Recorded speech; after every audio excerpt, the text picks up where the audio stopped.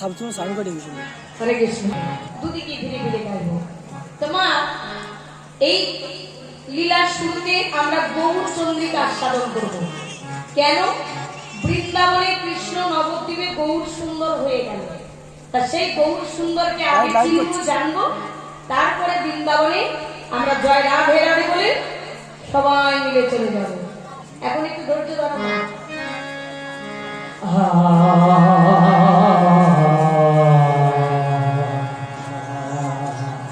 ও সুরধনির তীরে ও হে